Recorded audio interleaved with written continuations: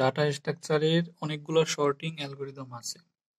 এর ভিতরে bubble short algorithm একটি, যার মাধ্যমে হচ্ছে নাম্বারগুলোর মধ্যে সিকোয়েন্স তৈরি করা যায়। অর্থাৎ শর্টিং মানে হচ্ছে ছোট থেকে বড় বা বড় থেকে ছোট, অর্থাৎ নাম্বারগুলোকে শর্ট করা। কিছু নাম্বার থাকে বা কিছু কোড থাকে যেগুলোকে এই অ্যালগরিদমের মাধ্যমে শর্ট করা যায়, অর্থাৎ শর্টিং করা যায়। শর্টিং হচ্ছে দুইভাবে করা যায়। একটা হচ্ছে অ্যাসেন্ডিং অর্ডার, অর্থাৎ এখানে আমি লিখে রাখছি অ্যাসেন্ডিং অর্ডার, এবং আরেকটি ডিসেন্ডিং অর্ডার। অ্যাসেন্ডিং অর্ডার মানে কি, ছোট থেকে বড়, অর্থাৎ যেমন 1 2 3 4 5 6 7 এভাবে হবে। আর একটা হচ্ছে বড় থেকে ছোট, তার উল্টো, যেমন 7 6 5 এভাবে হবে। তো আমরা প্রথমে এই প্রবলেমটা সলভ করব বাবল শর্টের, সেটা হচ্ছে অ্যাসেন্ডিং অর্ডার। এটা এই সিকোয়েন্সে সলভ করব। এখন আসেন দেখি এটা কিভাবে আমাদের আসলে সলভ হয়। তো শুরুতে আমাদের একটা নাম্বার দেওয়া আছে এখানে,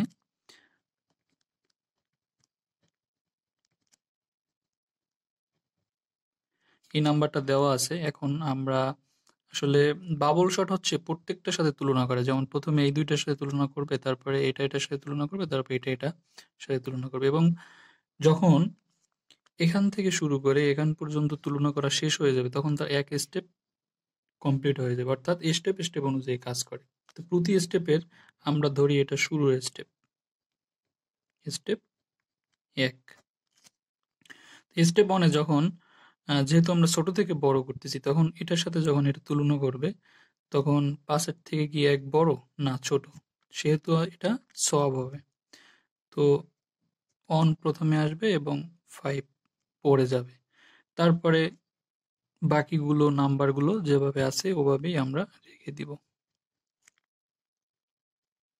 যেহেতু 1 এবং 5 এর মধ্যে তুলনা করা শেষ, পরেরটার সাথে তুলনা করবে। 5 কি পরের থেকে বড় না ছোট? যেহেতু ছোট সেহেতু এটার সাথেও সলভিং হবে। তো 4 চলে আসবে এই পাশে এবং 5 চলে যাবে ওই পাশে, বাকিগুলোর জায়গায় থাকবে। তারপরে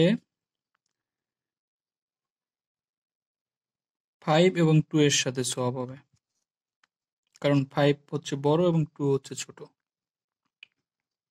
1 4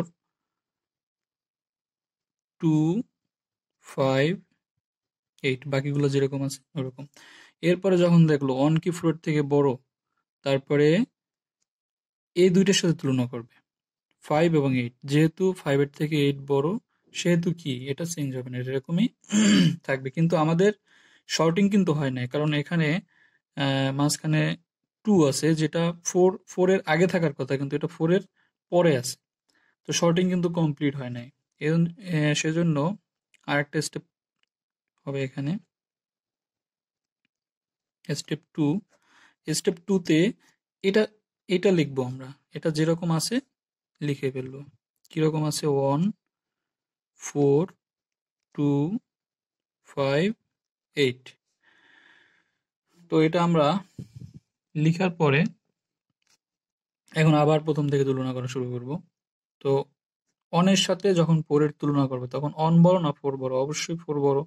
তাহলে এই সিকোয়েন্স তো ঠিক আছে। যেহেতু ঠিক আছে, ঠিক থাকলে এটা সব হবে না। তো সব না হলে আমরা এটা লিখে ফেলবো 1 4 2 5 8।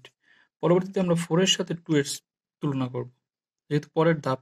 4 এর সাথে 2 এর যখন তুলনা করব তখন দেখলাম যে 4 এর থেকে 2 ছোট, তো এটা সোয়াপ হবে। তো সোয়াপ হলে কি হবে? 1 2 এই পাশে আসবে, 4 ওই পাশে থাকবে, এবং বাকিগুলোর জায়গায় থাকবে।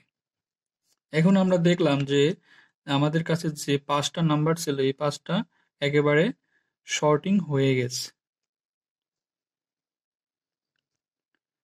1 2 4 5 8 এখানে শর্টিং হয়ে গেছে। তার মানে আমাদের এখানে হচ্ছে যে অ্যাসেন্ডিং অর্ডারে যদি করি,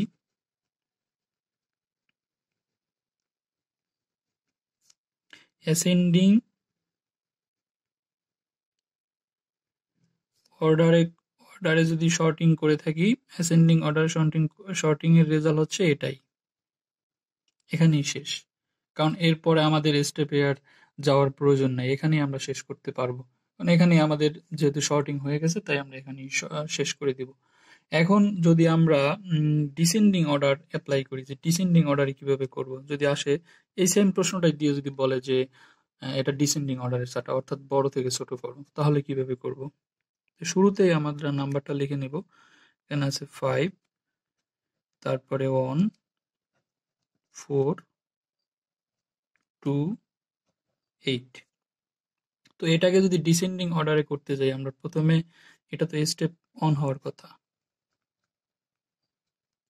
স্টেপ অন। তো স্টেপ অনে দেখি যে 5 হচ্ছে 5 বড় না 1 বড়, তাহলে 5 বড়, যেহেতু আমরা ডিসেন্ডিং অর্ডারে করতে যাচ্ছি, তো এটা চেঞ্জ হবে না।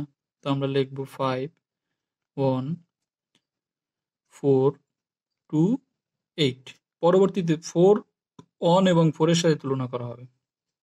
তো 1 এবং 4 এর সাথে তুলনা করতে গিয়ে দেখি যে আমাদের 1 ছোট এবং 4 বড় হয়ে গেছে। তাহলে এখানে কি সোয়াপিং হবে? তাহলে কি হবে? 5, 4, 1, 2, 8।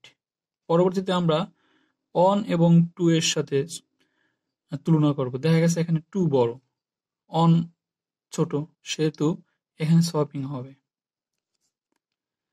তাহলে 5, 4, 2, 1, 8। এখন এই দুইটার সাথে তুলনা করলে দেখা গেছে 8 বড়, তাই সোয়াপিং হবে।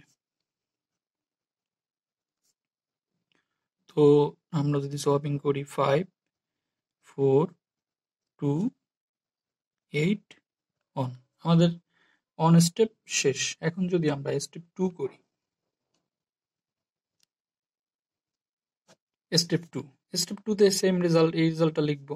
তাহলে এই রেজাল্টটা কি আছে? 5, 4, 2, 8, 1।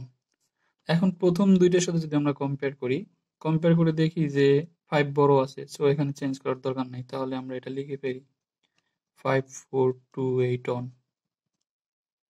তারপরে দ্বিতীয়টার সাথে কম্পেয়ার করে দেখি যে না, ঠিক আছে, তার মানে এটাও লেখা যায় 5, 4, 2, 8, 1। তারপর তৃতীয়টার সাথে কম্পেয়ার করে দেখি যে 2 এর থেকে 8 বড়, সো এটা কি সোয়াপিং হবে। তাহলে কি 5, 4, 8, 2, 1। যেহেতু আমাদের শেষে হচ্ছে 2 এর সাথে 8 সোয়াপিং করলো, এখন আমাদের লাস্ট স্টেপ চেক হবে যে এটার সাথে এটা 2 এর থেকে কি 1 বড় না, তার মানে এটা চেঞ্জ হবে না। কিন্তু আমাদের শর্টিং কিন্তু হয় নাই, তাহলে আমাদের আবার নতুন করে আর আগে স্টেপ করতে হবে। তাহলে স্টেপ 3, অর্থাৎ আমাদের যতক্ষণ পর্যন্ত শর্টিং কমপ্লিট না হবে ততক্ষণ পর্যন্ত শর্টিং স্টেপ অনুযায়ী শর্টিং করতেই হবে। তাহলে স্টেপ 3 তে আমরা চলে যাব। স্টেপ 3 তে এই রেজাল্টটা লিখব 5, 4, 8, 2, 1। এখন তুলনা করি, 5 কি 4 এর থেকে বড় না, তাহলে এটা এরকম থাকবে। কিন্তু দেখা গেছে, তাহলে পরবর্তী রেজাল্টটা কি আসে? 5, 4, 8, 2, 1। আমি ভেঙে ভেঙে করছি আসলে, এভাবে আপনারা চাইলে এক লাইনও করতে পারেন। যখন যখন চেইন সলভিং না হয় তখন এক লাইনও করা যায়। আমি বোঝার সুবিধার্থে ভেঙে ভেঙে করে দেখাচ্ছি। তারপরে 5 এর সাথে প্রথম তুলনা করছে, চেঞ্জ হয় নাই। পরে 4 এর সাথে 8 তুলনা করলো, 4 বড় না 8 বড়, দেখা গেছে 8 বড়, তো সো এটা সোয়াপিং হবে। তো সোয়াপিং হলে কি হবে? 5, 8, 4, 2, 1। তো এখন যেহেতু 4 এর সাথে 8 তুলনা করলো, এখন 4 এর সাথে 2 তুলনা করবে। 2 কি বড় না, তাহলে 1 কি বড় না, তাহলে স্টেপ 3 এখানেই শেষ। এখন স্টেপ 4 এ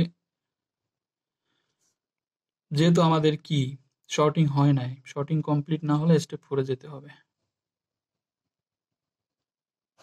স্টেপ 4 এর রেজাল্টটা লিখে ফেলি 5, 8, 4, 2, 1। এখন এখানে শর্টিং করতে গেলে প্রথম যদি আমরা চেক করি 5 এর সাথে 8 এর, দেখা গেছে 8 বড়, সো এখানে একটা সোয়াপিং হবে। সোয়াপিং হলে পরে কি হবে যে 8 এর পাশে চলে আসবে, 5 এর পাশে চলে যাবে, 4 2 1। এখন আমাদের এখানে কিন্তু ডিসেন্ডিং অর্ডারে শর্টিং অর্থাৎ বাবল শর্টিং কমপ্লিট। ডিসেন্ডিং অর্ডারে আমাদের বাবল শর্ট কমপ্লিট হয়ে গেল। তাহলে আমাদের কয়টা স্টেপ লাগছে? 1 2 3 4। যখন আমরা বড় থেকে ছোট করছি তখন 4টা স্টেপ করা লাগছে, এবং যখন আমরা হচ্ছে যে ছোট থেকে বড় করছি, ছোট থেকে বড় অর্থাৎ অ্যাসেন্ডিং অর্ডারে, এটা কিন্তু ছিল অ্যাসেন্ডিং অর্ডার। তো অ্যাসেন্ডিং অর্ডার যখন করছি আমরা তখন কিন্তু 2 স্টেপই আমাদের হয়ে গেছিল। এখন পরীক্ষায় প্রশ্ন আসে যে ধরেন এইটুকু দিয়ে বলে যে আসলে এই বাবল শর্টিং সম্পূর্ণ করতে কয়টা সোয়াপ করতে হবে আমাদের। তো কয়টা সোয়াপ করা লাগবে আমাদের? মূলত আমাদের এখানে লাগছে একটা, এখানে লাগছে একটা, এখানে লাগছে একটা, 2টা। তাহলে এখানে কয়টা সোয়াপ করা লাগছে আমাদের? মোটামুটি যেই কটা হয়, অর্থাৎ আপনার এখানে যদি 4টা সোয়াপ করা লাগে 4টা, এখানে যদি 15টা সোয়াপ করা লাগে তাহলে 15টা। তো আলটিমেটলি রেজাল্ট আসবে যে আমাদের উদাহরণ যে এখানে 10টি সোয়াপ পূর্ণ হয়েছে। এখন যেহেতু এটা বাবল শট, সেহেতু আপনারা সোয়াপ চিহ্নর পরে এখানে বাবল দিয়ে দিবেন প্রত্যেকটার সাথে। যে বাবল শট উল্লেখ আছে, এটা দেওয়া আসলে অনেক সময় ভেরি করে, আবার অনেক সময় করেও না। সো আমি মনে করি দেওয়াটাই ভালো, আপনারা যখন করবেন তখন দিয়ে করবেন।